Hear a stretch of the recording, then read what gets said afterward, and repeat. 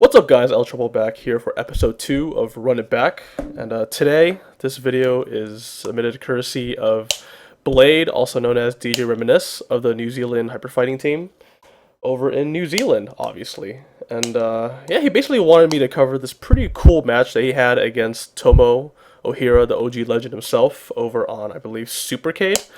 This video was posted a while back, but it is confirmed to be Tomo, at least for the first match. I can't vouch for all of them. But anyways, we're going to go into hyper fighting again. And this match is going to be all Ryu versus Guile. And for those who don't know, this match is actually pretty bad, surprisingly, even though it's like considered the classic match. It's definitely Ryu favored.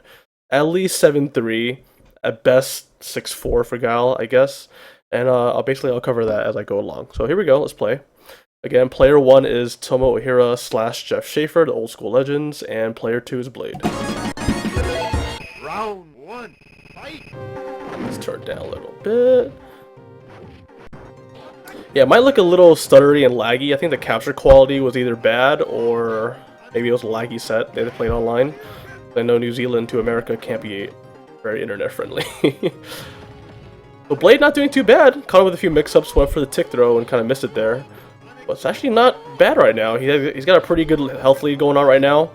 He's got 55 seconds on the clock to deal with, and that was a big whiff. I don't know, maybe he mistimed that flash kick, but that definitely wasn't the right answer. And now, he pretty much in a matter of 5 seconds went from winning the match to now losing. But he's making a little bit of a comeback, landing some good hits. Missed the anti-air right there. Oh wow, that was some weird shit. Okay, let's go back and check that out. So, let's see how far I can go back here. Let's go here. So, the big thing he missed was an anti-air right here. And it might have traded and got a double KO, but I think in this case you kind of have to go for it.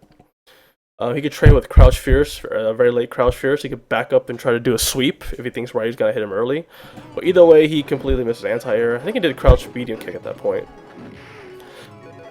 And at that point, actually, Ryu could have won that, even though it was a bad situation for him. Guile did completely miss the jump roundhouse punish against that neutral jump, and if Ryu did that spin kick, it might have caught him, but kind of hard to tell. In this situation, it pretty much feels like checkmate for Guile. So Blade did a very good job closing out in that situation. It was a little messy in the beginning, but I think overall he did his thing. Both players definitely seem to know what they're doing here in this matchup. Oh, my god, that... Okay, so, for those who don't know, Ryu's Tatsu is incredibly difficult to punish in this game.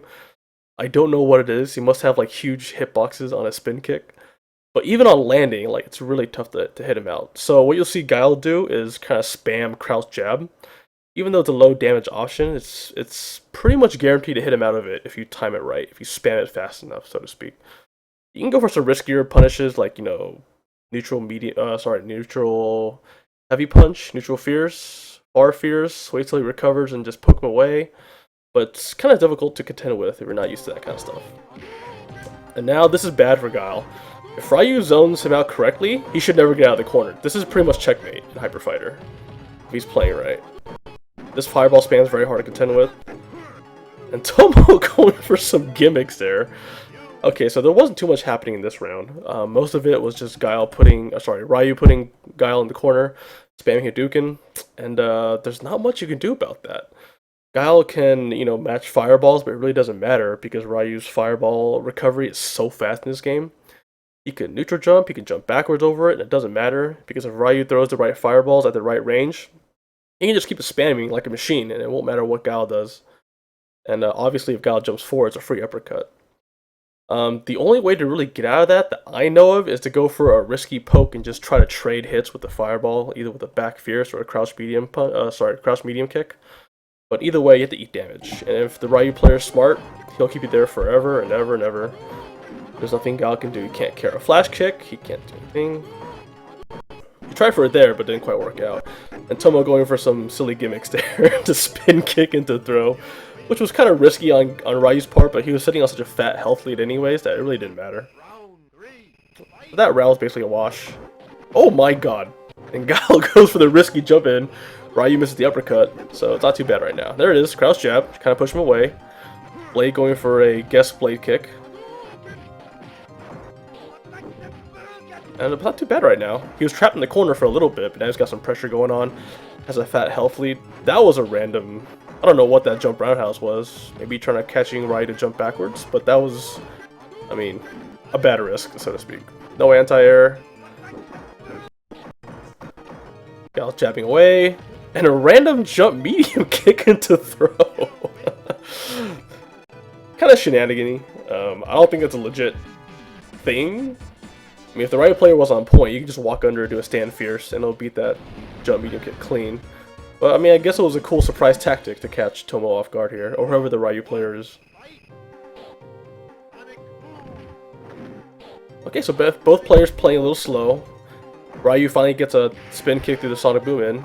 Nice two-hitter. Guile again in a bad position. But Tomo giving up the corner zoning tactics for some more aggro play here. As long as Blade can stay patient, he can make a comeback from this. Back fist? Oh, the crouch medium kick. What the? Jump back short. That was probably a flash kick. But that was a legit thing. I haven't seen it yet. He misses another back fist attempt right there. That's bad. This is unwinnable. Yeah, it's bad. So one thing I'm noticing here is that he's missing a lot of anti-air attempts against Ryu, which is, I mean, difficult, granted. But mostly the number one anti-air for Guile is either something at a far range, like a long-range sweep or a long-range medium kick. But at closer ranges like that, you can actually wait the last second and trade crouch fierce with the Ryu's jump in. And it's not guaranteed depending on which attack Ryu uses, but if he's using the roundhouse, at that range you can pretty much trade it for free. Not for any like significant trade lead or anything like that, but just to get Ryu off you, throw a Sonic Boom, and get back in the zoning game. So he's missed a couple of those. I'm not sure if it's on purpose or not, but that's what's going on. And once Ryu puts you in the corner, that's pretty much it. So, keep it going. Oh, and he missed a few back fist attempts. So, I know in newer games like Super Turbo, it's pretty common to see, you know, Guile match fireballs with Ryu, walk up back fist, but it's a lot harder in this game due to the fact that Ryu's fireball recovers much faster.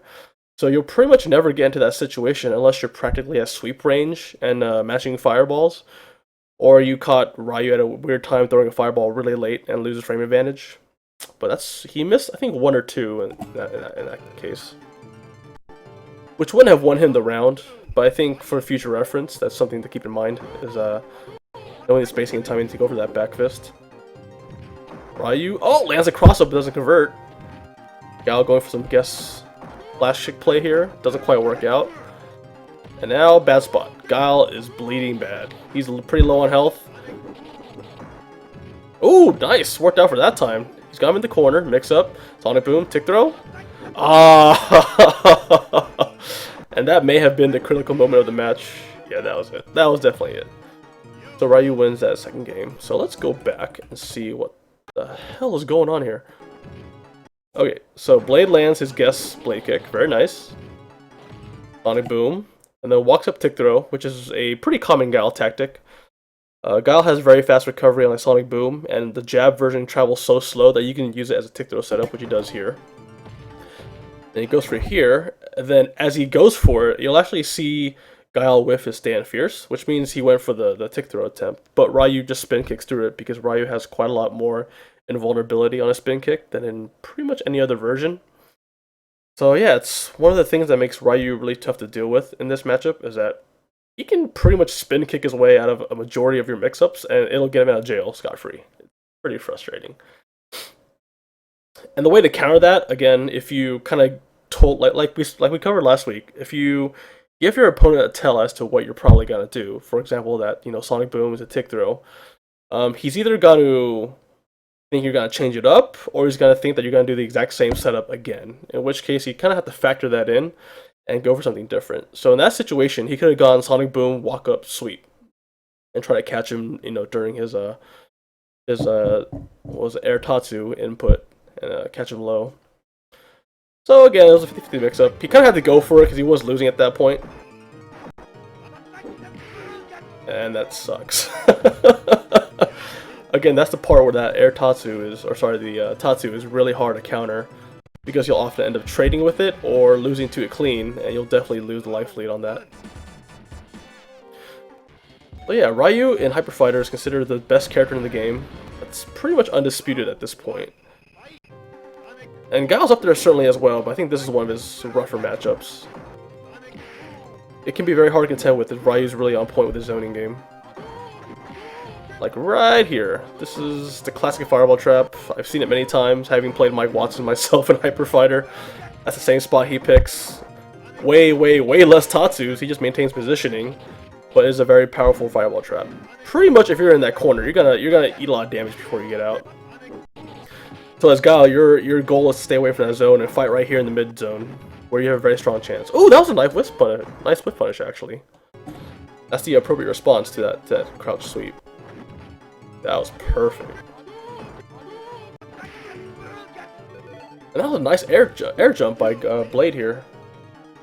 Yeah, that jump Fierce has fantastic air-to-air properties, so it's great at stuffing Ryu in his jumps, and certainly during the middle of his air Tatsu animation, which he did right there. That was a very clean win by Blade, the Guile player. Oh, interesting tactic, using uppercut to go over the Sonic Boom. Make Guile lose the frame advantage. Oh, you went for... Ooh, that was a combo too. Wait, what? How'd you miss that combo? Wait, that did not look right. It looked like he timed it properly. Oh no, he was a little slow on the stand Fierce.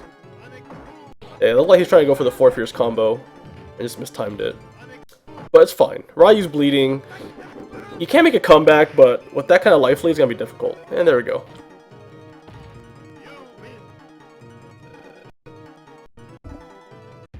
So Blade gets one on the board. I think the score is 2-1. Again, I'm not sure if this is Tomo or Jeff Shaeffer playing. I know the first match was Tomo, but I'm not sure if they took turns or what their situation was. Ryu player going for some weird frame trap setup with this close roundhouse. Or execution error, I'll let you guys decide. Oh, nice jump. Got a little damage. Guile backs off, smart play there. Oh, what? No anti-air. Went for the tick throw. Oh! Okay, it's a bad situation for Guile, but he still has a health lead, so he can bleed the clock out pretty heavily before he gets in some serious danger. You see that? He jumped on reaction and still got uppercutted. And this is what I mean by saying that the fireball traps with Ryu can kill Guile regardless of what kind of life lead he has. As a Guile player, you have to be conscious of that. The fact that positioning alone in this match will make or break you. Oh, what? Oh, Guile could have made that a bigger combo if he didn't do an early jump medium kick. That was a free 3-hit combo waiting to happen.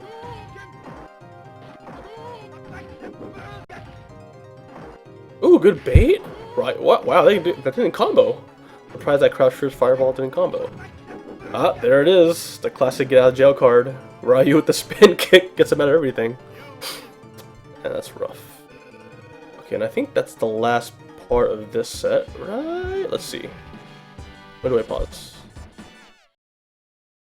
Yep, that's it. Okay, guys. So, in summary, it seems like both players definitely knew the matchup. Ryu played the match a little more aggressively than I'm used to. Normally, like, you can just zone Guile to death off nothing but fireballs, anti-airs, and that's pretty much it. It's pretty hard for Guile to come back from that. Even in, like, the footsies game, Ryu's crouch short pretty much stuffs anything Guile can ever do. So it's often difficult for him to play the footsies game.